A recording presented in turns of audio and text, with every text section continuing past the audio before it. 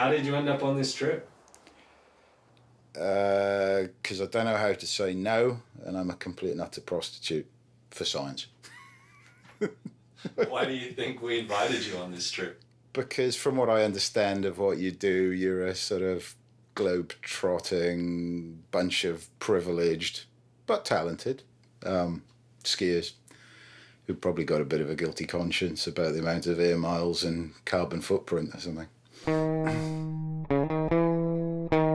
For me personally, I mean, I'd be lying if the bottom line isn't the skiing. I mean, the opportunity to come and see a place that very few people see, I mean, that's an opportunity that is really hard to say no to. So it was pretty funny because when you guys told me, hey, do you want to go to Greenland? You know, that without even hesitating, like, oh yeah, of course I want to go. And then I step back and I think about it and I'm like, I don't know shit about Greenland. None of us knew much about Greenland, except that the mountains are huge and that it's been in the news a lot lately due to climate change. Yet here we are, flying airplanes and helicopters to get here.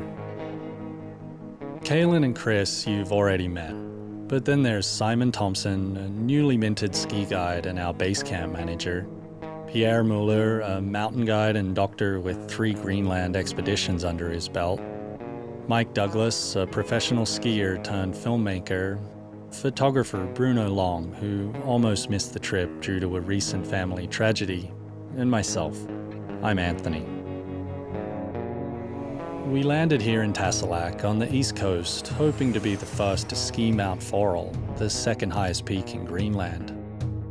Given its remote location, very few people have been there, including climate scientists.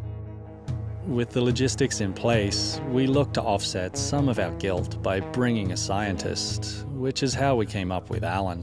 What we're really interested in is what happens when you get these really big, off the scale, record warm summers. It seems like in the last 4 or 5, 6 years, there's some really dense ice layers forming under the snowpack in this accumulation zone, and they're kind of forming a kind of impermeable barrier so that when we have a big melt year, the melt trickles down, hits this dense ice layer, and then starts to run off. And of course, anything that runs off the ice sheet ultimately ends up in the ocean and is feeding global sea level rise.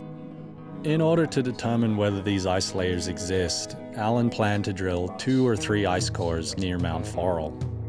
With that, we booked a helicopter and packed our skis. So yeah, Alun was right.